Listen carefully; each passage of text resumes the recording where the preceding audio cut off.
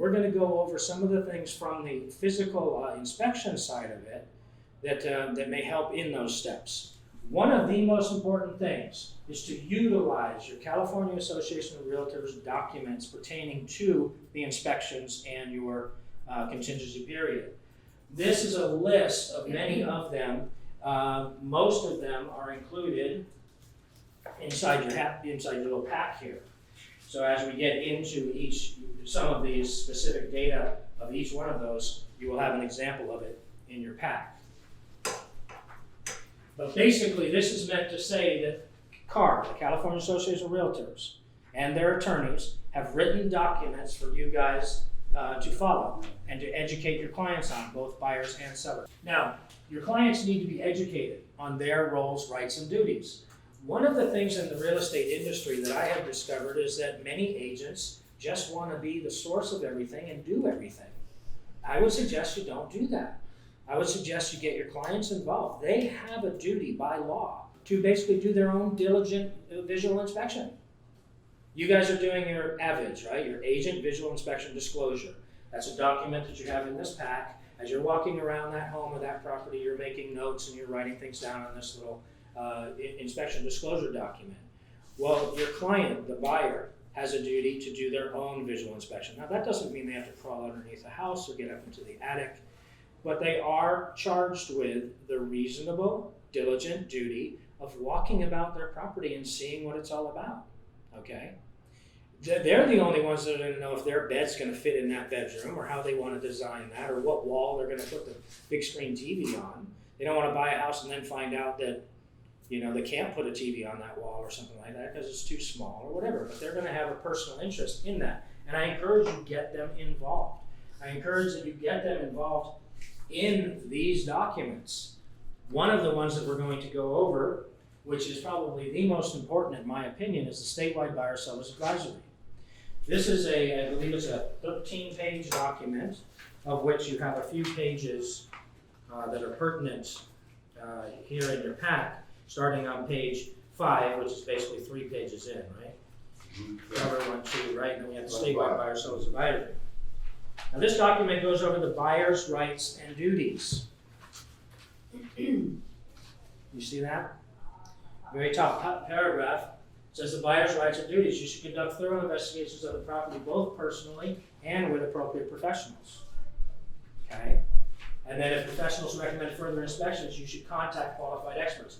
Now this is an important thing, as I was talking about earlier with the contingency period.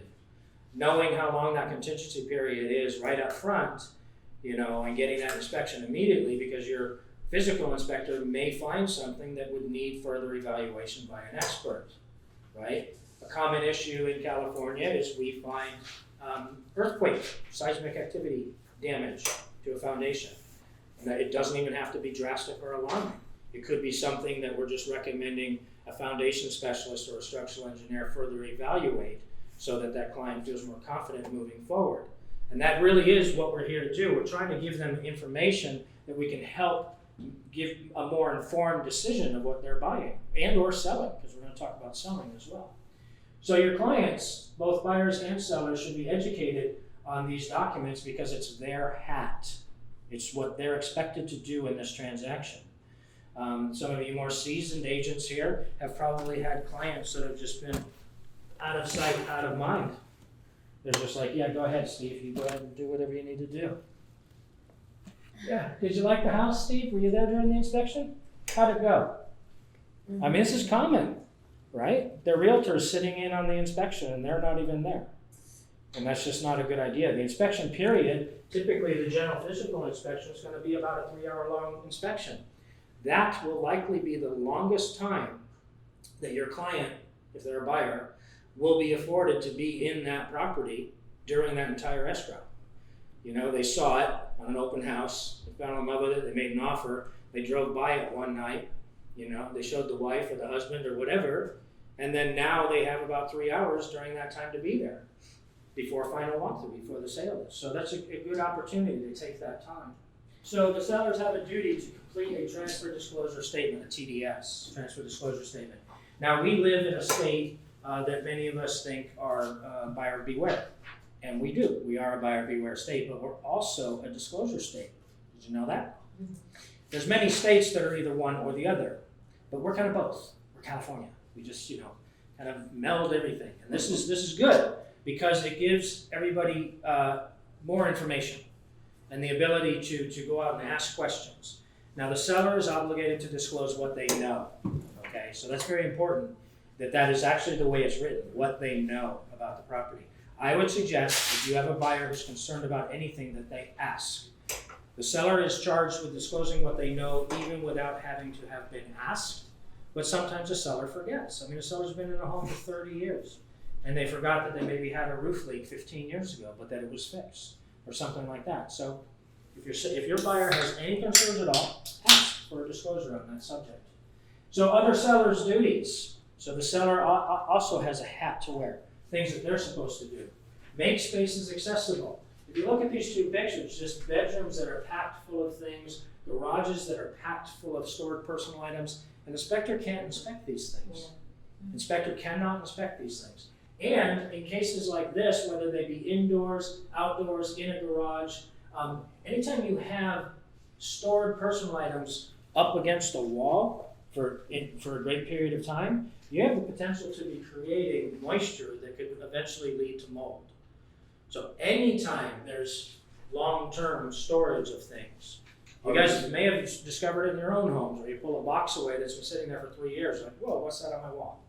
One time I had a sale in Hancock Park where there was a hardwood floor in the room, and it was an attic, big attic room, and they had boxes and boxes of stuff, and they had packed up everything in the house, but they had all these boxes, and of course the inspectors can't move them. Right. And wouldn't you know that there was dry rot and mold behind them when we finally got them moved? But what happened is the buyer could postpone the inspection and get an extension because they don't have access. So it leaves a contingency open, and it puts your seller at risk because the seller is not able to get the contingencies removed and know that the deal's going to move forward. So access is really important. So make spaces accessible. This also includes like bathroom or kitchen cabinets. An inspector opens the cabinets and it's just full of stored personal items. Yeah, they're going to get in there as best as they can with a flashlight, but they're not going to clear that whole area out to determine. There's areas of the cabinet that they may not be able to see to determine if it's damaged or if there's potential moisture issues or anything like that. All utilities are on. Refer to your CAR, California Association of Realtors, RPA. Again, the seller is charged with ensuring that your electricity, gas, and water are turned on for the inspection. That is a seller's duty. Now, there's many vacant houses that don't necessarily have a seller, but most of them do have at least a listing agent or someone in charge of the sale. Now, most utility companies, definitely in the Los Angeles basin, offer a service where they will come out and turn on that utility for a finite time period so that inspections can be performed. Remember, if we don't have the gas on, probably one of the most important, we can't tell if you have hot water. We can't tell if the stove works, the oven works, the burner's on top, the range top. We can't tell if the heater works. We also can't tell, probably the most important thing, is if there's a gas leak. Because if there's a gas leak inside the home, we're going to smell it. Okay, you ever smelled gas? That odor is actually added to gas. Natural gas has no smell. So if we didn't have that odor added, we wouldn't even be able to tell. If there's a gas leak big enough to actually emit into the air, the inspector or people walking through the house are going to smell it. So it's very important. All pets are secured. Obviously, and for you dog lovers, that one. We have done inspections where the owners of the home have just not secured their pets or didn't tell us about a pet. And one of my inspectors just 3 months ago opened a door and got attacked by a dog. And the seller did not say anything about their guard dog or their not vicious, but yet to strangers, and she was attacked. My inspector was attacked. Statewide Buyer Sellers Advisory further goes on to give the brokers rights and duties. You guys, you don't have expertise, okay? Refer to experts. I would definitely stay away from referring your clients to anyone who wasn't a professional in that industry. And that does mean a handyman. Many handymen they're professional handymen. They can come and do fix-it items. So if brokers give a referral to another professional, brokers do not guarantee that person's performance. We touched on that earlier. So if your client ever comes to you and say, hey, you recommended LaRocca Inspections, and I had a problem with that. Say, well, I'm terribly sorry. We'll get that worked out. We'll call LaRocca, but again, it's not you that should be charged with that at all. It's not your thing. Obviously, if they need to be referred to a contractor, escrow officer, you are the real estate agent. You are not all those things. Refer to documents. This is very important. Your client asks a question, refer them. Know these documents so that you can, when they say, hey, I'm concerned about mold, you can say, well, let's have a look at item number 6 on the CAR Statewide Buyer Sellers Advisory. Let's see what our attorneys in the California Association of Realtors advise if you're concerned about mold. All right, so mid-paragraph, you can see that there's the highlighted area of what it says. Basically, not verbatim, it basically says if buyers are concerned about mold, sellers should disclose anything that they know about previous mold or moisture or anything like that. If buyer still has a concern, then buyer should have the house tested for mold, period. It's very, very simple. It doesn't say for buyer to then ask the general physical inspector if they have mold. First of all, you don't want these guys talking about mold because they don't know anything about it.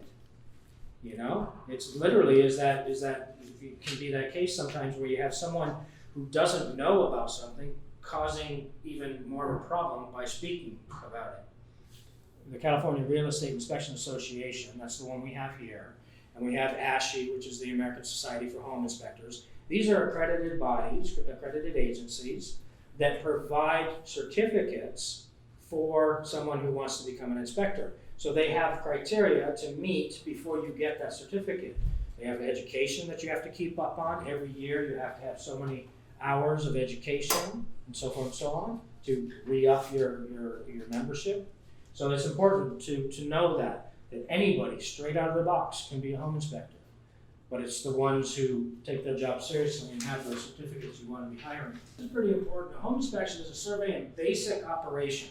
Okay, that means we're not dismantling, we're not going crazy, we're not trying to figure this out or whatever, doing a compression test on an engine or anything like that. We're doing the basic operation. That basically means we're opening a door, we're turning a light switch on, we're testing the outlets, we're turning a thermostat on. Please, go ahead. Check water pressure too. Of the system, yes, absolutely. Of the systems and components of the building which can be reached, entered, or viewed without difficulty or moving obstructions or requiring any action which may result in the damage to the property or personal injury to the inspector. So you can't rely on your inspector to just be the end-all, wear-all of everything. If that roof is that steep and it's made of tile and it's raining, that inspector is not able to go on that roof. You can't do it. They're going to damage the roof and they're going to put their life at risk. They will inspect the roof via binoculars or a ladder up against the roof edge, second-story windows, but they have to take that criteria in mind. The purpose of the inspection is to provide the client with information regarding the general condition. Remember we were talking about before of potentially that plumber coming out after the inspector says, hey, I found these things in the plumbing system, and you should have a further evaluation by that expert, the plumber. Because the home inspector is there just to give the general overview. It's like when you go to your doctor every year to get your general physical checkup. The doctor may discover something, or you may say, hey, I've got something going on with my elbow. They may refer you to a more specialized doctor. A home inspection report provides written documentation of material defects. This is really important to helping manage your client's expectations. If your client wants to try to negotiate the color of the walls, or the fact that there's wallpaper or even wainscoting that they don't, you know what wainscoting is? It's a kind of a detail that comes up halfway on the wall. It's typically done with beadboard and has a little detail and it's different texture from there to the wall. Mm-hmm. It's very common in like the older homes. Yeah. But they want to negotiate removal of that and then painting the house. This is not a material defect. It's important to keep the negotiations focused on material defects because that wainscoting that the buyer doesn't like, the seller is in love with. So the seller put it there. They like that style. The seller is not going to negotiate removing wainscoting from the wall. A material defect is a condition that significantly affects the value, desirability, habitability, or safety of the dwelling. So when you're looking at those things that your buyer wants to negotiate, place them in that category. Is there a hole in the roof? That's a significant defect because that affects the value, desirability, and habitability. Okay, are there no smoke detectors, no carbon monoxide detectors? Those are all required by law, and the seller is supposed to provide them. That definitely affects the safety, right? So categorize those things. If your client decides not to have the inspection, have your client sign the buyer's inspection waiver, the inspection waiver form. Yeah. We don't like you to use this, but if your client, Yeah. could It's be for your like, protection. Yeah. somebody's gonna buy the house and flip it, say, well, I'm just Right. gonna tear it down. I'm just So telling you, I I'm don't buying need- it for the I don't need property. it. Right. I don't care about the And condition. I buy own contractor, so, but you wanna get a waiver signed so it removes your liability. So CREA, California Real Estate Inspection Association, has 3 reportable categories. So anytime the inspector is going through the property, they're looking at every item under these 3 categories. Item number 1, and most importantly, is safety. Okay? That can't be a real house. That's my house. No, that's photoshopped. That is great. I don't know. Items at the end of their service life. That is a real picture. So an item that's at the end of its service life, it's no longer capable of doing the job it was intended to do. This cannot protect, a human being or even any life form from the elements, really. And then, of course, items not functioning properly. Last time I checked, a dishwasher, the door was not supposed to come flying off during the cycle, and then, washing your hardwood floors in the kitchen. So those are the 3 categories: safety, items at the end of their service lives, and functioning properly.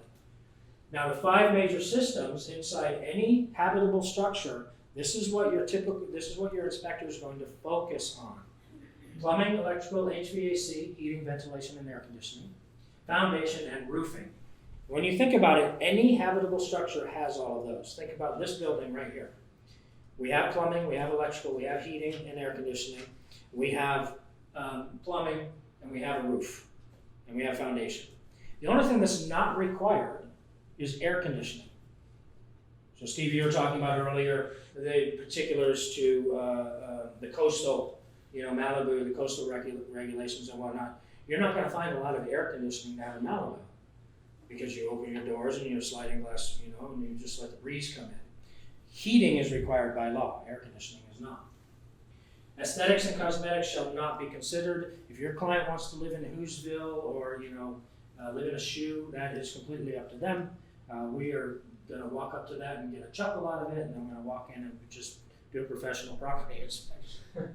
So the CREA standards of practice, Part 3, limitations, exceptions, and exclusions. You have an entire CREA standards of practice in your pack at the very back. Go through it at your leisure. It talks about exclusions from the home inspection. So in other words, again, the home inspector is not there to tell you about everything about that property. So inspections, general versus specialty. We've already just sort of touched on them. We're going to briefly just touch on these slides. Moisture and mold. Chimneys. If the house has a fireplace, it has a chimney, and that should be inspected. And then, of course, sewer lines. The law was changed a couple of years ago when Senate Bill 442 was signed into law. And that basically requires a home inspector to do a mandatory safety inspection of the pool and its equipment. So that is going to come with every inspection if it has a pool. Mm-hmm. The other part of the inspection is what we would call the mechanical part of the inspection that would test the heater to look at the pool for any cracks or deficiencies or something like that. Again, I would highly recommend having that. I mean, that's a big ticket item. It's a big system. I would highly recommend for the minimal cost. I think it's $75 additional, to the home inspection. And they would definitely specify. I also want to make sure and take the additional action to have a mandatory pool inspection, right? When your client or yourself calls my company to schedule the inspection, we're going to ask you, does the house have a pool or spa? And you're going to say yes in this case. And we're going to say, fine, we're required to do the mandatory safety inspection.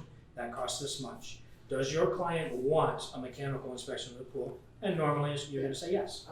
Okay, cool. Assist your seller. Have pre-listing inspections done. If you're ever listing, this is a great thing. Buyers don't want a money pit. Car. basically says you should do, for marketing considerations, you should definitely think about having a pre-listing inspection done. One of the beautiful things about pre-listing inspections, if you're gonna be listing agents, is that it puts you more in power, more in control. You're not at the effect of some inspector who came in and says this, this, and this. You already know about it. The house has already been priced accordingly to the fact that you've got a 20-year-old roof on there that's still protecting the house, but it's gonna need to be replaced in the next 5 or 7 years. Both buying and listing sides includes educating your clients, guide your clients using your realtor advisory, allow your sellers and buyers to make their own decisions, discuss, with them, and then they decide what they wanna do. Clients need to read their inspection reports. This is very important. All the time, I get calls from clients going, well, your inspector didn't say this or something, and now I'm having this problem. And it's right there on page 8 of the report. And what, did you read your report? No, my agent read the report, said everything was fine. This is their report. They bought it. It's their name on it. They own it. It's being delivered to them so they can utilize the information in it. So make sure that they're reading their reports. In summary, inspections provide valuable information. They do. Let your clients decide on inspections. Have your clients book their own inspections. It sort of summarizes what we just went over today. This is a great little tool to hand out to your clients, whether they be buyers or I was sellers. gonna, how do they get more of these? How do you get more of them? You go onto our website and you can get them electronically. Oh, really? Yep. And we can print them out? Yep.